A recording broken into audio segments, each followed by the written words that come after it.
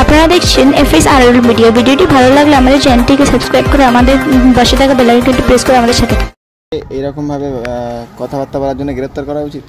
মার খেয়েছে তো গণধোলাই, মার গণধোলাই যা খেয়েছে কিন্তু আমার বক্তব্য, তুমি আরেকটা মাকে তার জন্মলঙ্গ খুব নোংরা ভাষা এই করে দেবো ওই করে দেবো, যে ভাষাগুলো আমার মুখ থেকে বলতে পারছি না, এই ভাষাগুলো বলার অধিকার ওর কে দিয়েছে?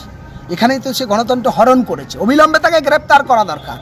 যদি আইনের পথে হেঁটে ওকে যদি গ্রেপ্তার করে কমসে কম যদি 1 মাস জেল থেকে ঘুরে আসে, দ্বিতীয় কোনো নেতা আর এরকম অন্য মায়ের নিজের মাকে মা বলবো আর অন্য মাইকে খিস্তি দেবো, নিজের বোনকে বোন বলবো আর অন্য বোনকে অত্যাচার করব, এই জিনিসগুলো ঘুরে যাবে।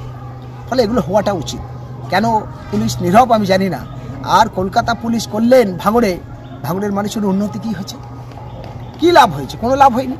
ফলে প্রত্যেক দিন এই অত্যাচার হচ্ছে। আমরা এই অত্যাচারকে ধিক্কার জানাই, নিন্দার জানাই এবং রফিকের উপযুক্ত শাস্তি ভাঙড় এলাকার মানুষ দিয়েছে। আমরা মনে করছি এটা সঠিক জবাব দেওয়া হয়েছে এবং অদূর ভবিষ্যতে যাতে না হয় তার জন্য সচেতন থাকতে হবে। তাহলে কি এবার কি শওকত মোল্লার পাল্লা বলে বুঝতে পারছি? দেখুন, শওকত মোল্লা অলরেডি অনেক আগে থেকেই শওকত মোল্লার পালা হয়ে আছে।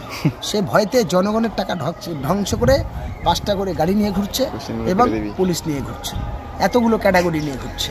কারণ সে নিয়ে যদি ঘোরে তাহলে পশ্চিমবঙ্গে আরও অনেক বিধায়ক আছে। তারা জনগণের ট্যাক্সের টাকা ওদের খাওয়া হয়, ওদের মাইনে চলে। আমাদের মাইনে কে দেয়?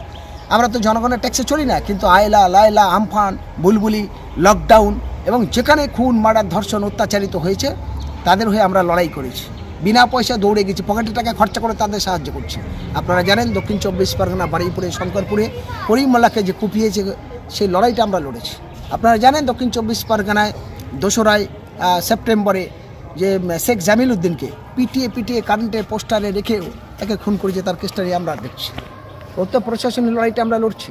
কিন্তু আমাদের বলা বক্তব্য, তাই মানুষ সঠিক জায়গায় আসুক, সঠিক জায়গায় হোক এবং আমাদের মতো মানুষের নিরাপত্তা খুবই দরকার।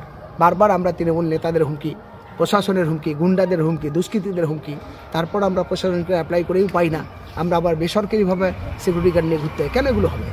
তাহলে আমরা যখন বিনা পয়সা ছুটছি আর যারা সরকারি মাইনে পাচ্ছে, জনগণের টাকা ধ্বংস করছে, তাদের আবার জনগণের চমকানোর জন্য গুন্ডা দেবো, পুলিশ দেবো, ঠিক জিনিস নয়।